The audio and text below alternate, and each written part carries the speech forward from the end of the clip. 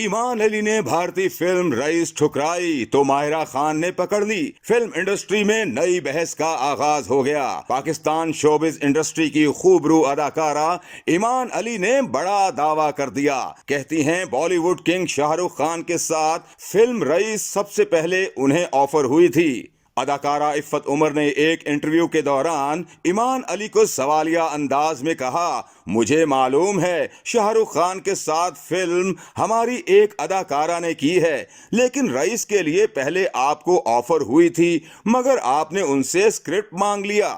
عفت عمر نے کہا، آپ نے ایسا کیوں کیا؟ ایمان علی نے کہا، اسکرپٹ مانگنا میرا حق ہے، میں اسکرپٹ پڑھ کر ہی کردار ادا کرنے کی حامی بھرتی ہوں۔ ایمان علی نے بتایا، میرے پاس فون آیا کہ شاہ رخ کے ساتھ فلم ہے تو میں نے کہا ٹھیک ہے اسکرپٹ بھیج دیں، لیکن شاید ان لوگوں کو میرا اسکرپٹ مانگنا اچھا نہیں لگا، لیکن میں نے نوٹس کیا ہے کہ ہمارے یہاں بھی ایسا ہوتا ہے کہ اسکرپٹ مانگو تو برا مان جاتے ہیں، پھر وہ پروجیکٹ کسی اور کو مل جاتا ہے۔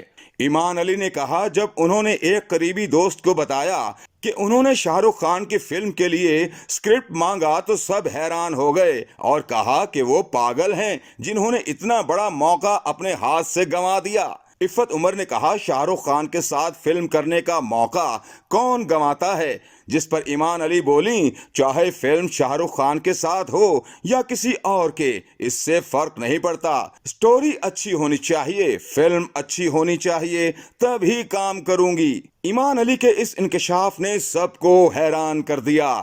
ماہرہ خان نے فلم رئیس میں اہم کردار ادا کیا تھا، جس کے بعد ان کی پاکستان میں مقبولیت اور بڑھ گئی تھی۔